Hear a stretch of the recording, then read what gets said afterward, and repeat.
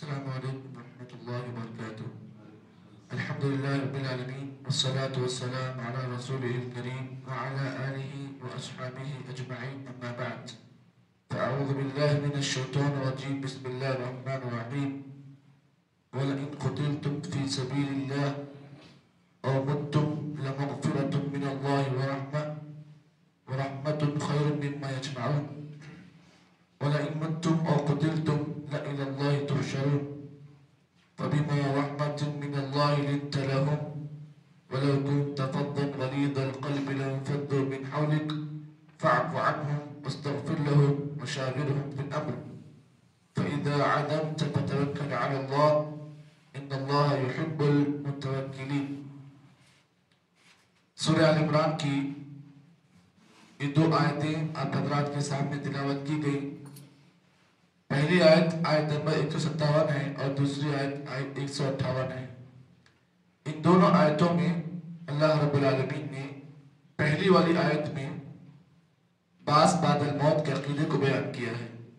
یعنی اس کا مطلب یہ ہے کہ ہمارا جو عقیدہ ہے جسے عقیدہ توحید کہتے ہیں، اس عقیدے کے اندر اللہ رب العالمین نے یہ بات بھی بیان کر دی کہ ہر انسان کو مرنے کے بعد واپس اللہ کی طرف جانا ہے.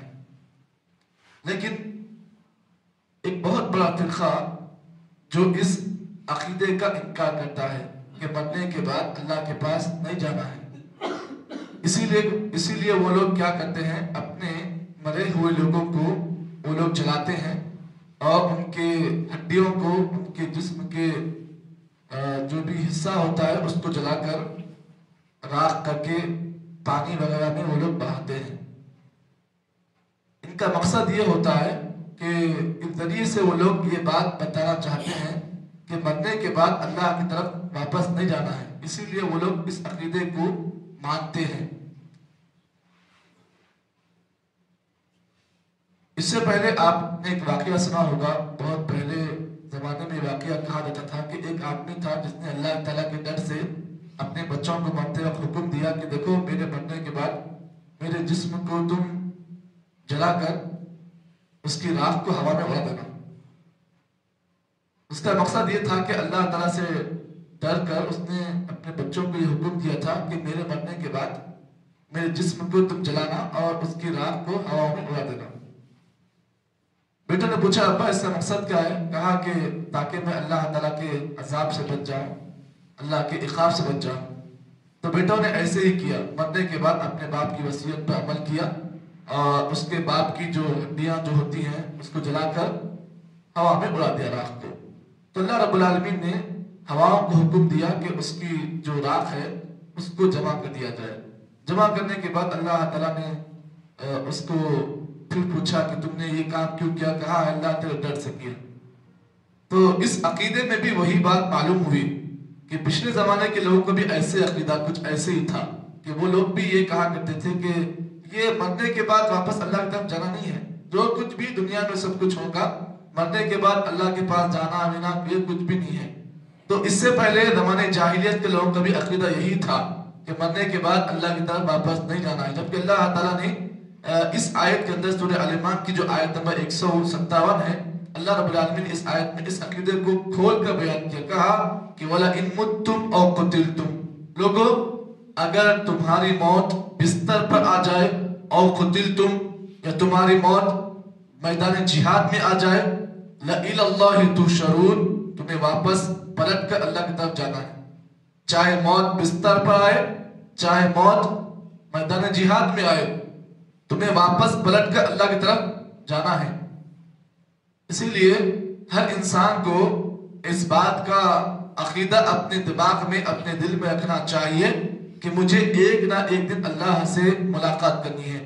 اور یہ بات ایسی ہے کہ جب کسی انسان کے اندر اگر اللہ تعالیٰ سے ملاقات کی امید ہوتی ہے کہ مجھے ایک نہ ایک دن اللہ کے پاس پہنچنا ہے، تو اس آدمی کا معاملہ یہ ہوتا ہے کہ وہ زندگی کی تمام مشکلات کو وہ آسانی سے برداشت کر لیتا ہے. وہ دنیا والوں کے غم کو، دنیا والوں کی تکلیفوں کو، دنیا والوں کے مسائل کو وہ آدمی اس لیے برداشت کرتا ہے کہ اسے اس بات کا علم ہوتا ہے کہ تم مجھے جتنی تکلیفیں دینا ہے دو، مجھے ایک نہ ایک دن اپنے رب کے پاس پہنچنا ہے. اسی لیے وہ لوگوں کی بڑی سی بڑی تکلیف کو معمولی سمجھتا ہے. اس کا عقیدہ یہ ہوتا ہے کہ ایک نہ ایک دن مجھے اللہ کے پاس پہنچنا ہے اور میرا رب وہاں پر میرے ساتھ انصاف کرے گا. تو یہ عقیدے کو اپنے اندر پیدا کریں کہ ایک نہ ایک دن مجھے اور آپ کو مرنا ہے. اور جو انسان اس عقیدے کے ساتھ زندگی گزارتا ہے تو پھر اس کی زندگی اطمینان سے گزرتی ہے. وہ زندگی کی ہر تکلیف کو معمولی سمجھتا ہے.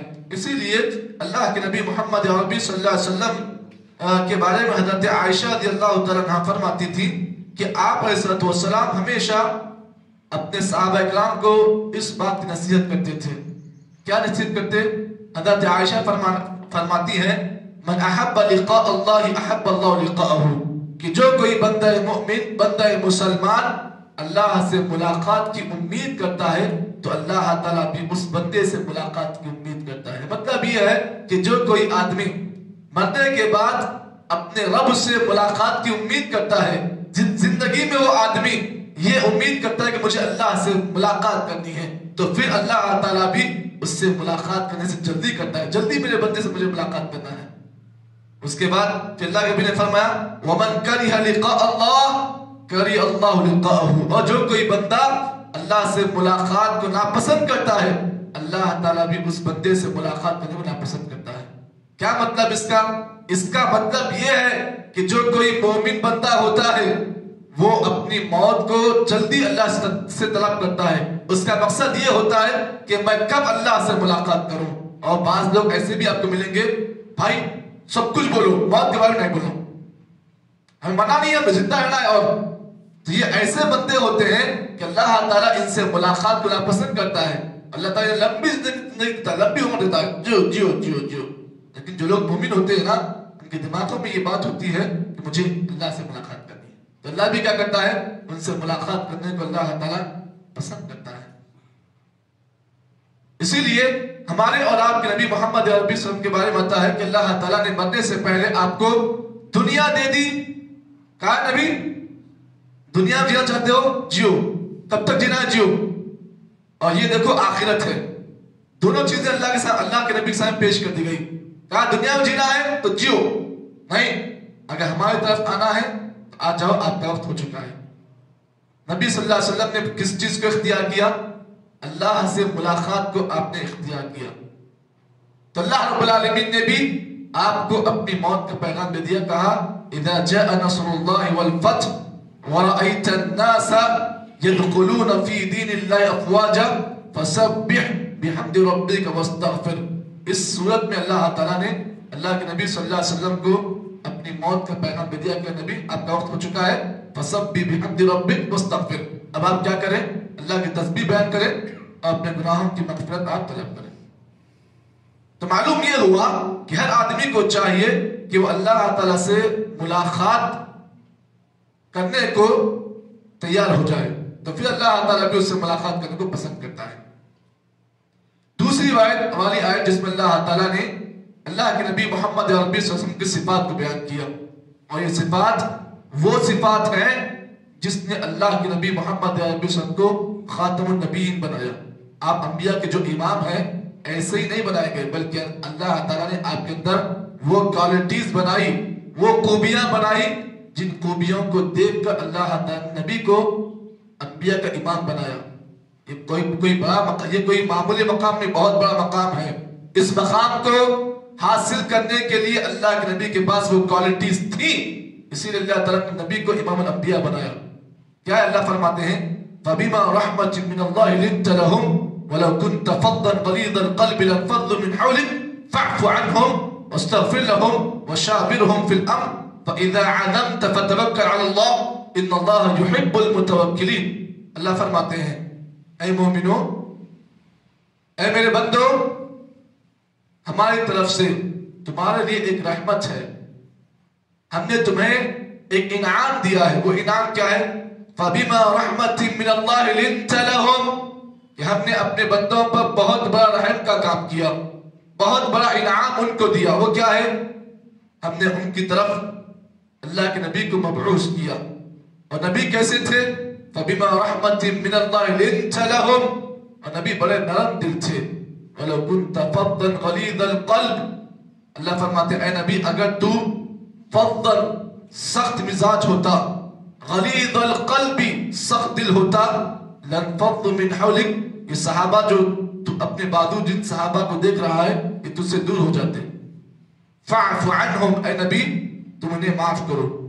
وَاسْتَغْفِرْ لَهُمْ, اور اللہ سے ان کے گناہوں کی دعائیں کرو. وَشَاوِرْهُمْ فِي الْأَمْرِ, اور ہر کام میں آپ مشورہ کرو. کس سے؟ صحابہ سے. فَإِذَا عَزَمْتَ, اور جب کسی کام کا آپ ارادہ کریں, فَتَوَكَّلْ عَلَى اللَّهِ, اس کے بعد آپ اللہ پر بھروسہ کریں. إِنَّ اللَّهَ يُحِبُّ الْمُتَوَكِّلِينَ, بے شک اللہ تعالیٰ اپنے بھروسہ کرنے والے لوگوں کو اللہ تعالیٰ پسند فرماتے ہیں. یہ آیت کا ترجمہ تھا جو آپ کے سامنے پیش کیا گیا. اس آیت میں اللہ تعالیٰ نے اللہ کے نبی کے دو اہم خوبیوں کو بیان کیا. پہلی خوبی نبی صلی اللہ علیہ وسلم نرم دل تھے, اور دوسری خوبی اس آیت میں نبی کی بتائی گئی کہ جہاں پر نبی نرم دل تھے وہیں پر نبی کا مزاج بھی بڑا نرم تھا. نبی بڑے نرم مزاج کے تھے. بعض لوگوں کو دیکھنے بتائے بڑے چڑچڑے ہوتے ہیں, چڑچڑا پن ان کے اندر ہوتا ہے, لیکن نبی کا معاملہ یہ تھا کہ آپ کا مزاج بھی نرم تھا اور آپ کا دل بھی نرم تھا. یہ دو کوالٹیز ایسی ہیں, یہ دو خوبیاں ایسی ہیں کہ جس آدمی کے اندر نرم مزاج اور نرم دل ہوتا ہے تو پھر اللہ تعالیٰ اسے ایک نہ ایک دن لوگوں کا امام بناتا ہے. یہ نبی کے اندر وہ کوالٹیز تھی جس کی بنا پر اللہ تعالیٰ نے نبی کو امام الانبیاء بنایا. اور اس آیت کے اندر شیخ الاسلام ابن تیمیہ نے یہ بات بیان کی کہ اگر کوئی آدمی اپنے گھر کا حاکم بننا چاہتا ہے یا قوم کا امام بننا چاہتا ہے یا قوم کا امیر بننا چاہتا ہے تو امیر کی دو خوبیاں ہونی چاہیے. امیر کو اگر آپ انتخاب کرنا چاہتے ہو, جی آپ امیر کا انتخاب کرنا چاہتے ہو تو پھر امیر کے اندر دو کوالٹیز آپ دیکھیں.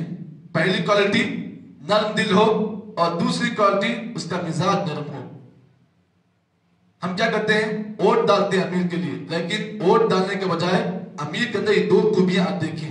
ایک تو نرم دل ہو, مزاج بھی اس کا جی نرم ہو, تب جا کر وہ اپنی جماعت کے ساتھ اپنی جمعیت کے ساتھ وہ اچھا کام کر سکتا ہے. اگر اس کا دل نرم ہے لیکن مزاج صحیح نہیں ہو تو پھر ویسا آدمی امیر کے لائق نہیں ہے. تو ضروری ہے کہ اس کا مزاج بھی نرم ہو اور اس کا دل بھی نرم ہو. تو پھر وہ کیا کرتا ہے, اپنی جماعت کو بہت آگے لے جاتا ہے. اور یہ اللہ کے نبی کے اندر وہ خوبیاں تھیں کہ آپ کا دل بھی نرم تھا, آپ کا مزاج بھی نرم تھا, جس کی بنا پر اللہ تعالیٰ نے آپ کو امام الانبیاء کا لقب دیا ہے. آگے شاید نبی کی اور خوبیاں بیان کی گئی ہیں. انشاءاللہ کل کے درس میں وہ تمام خوبیاں آپ کے سامنے پیش کی جائیں گی. اللہ سے دعا ہے کہ اللہ تعالیٰ مجھے اور آپ کو جتنی باتیں ان آیات کی روشنی میں پیش کی گئی ہیں, ہم تمام کو ان آیتوں کے مطابق عمل کی توفیق عطا فرمائے. سبحان اللہ بحمدہ, سبحانک اللہم بحمدک, نشہد ان لا الہ الا انت, نستغفرک و نتوب الیک.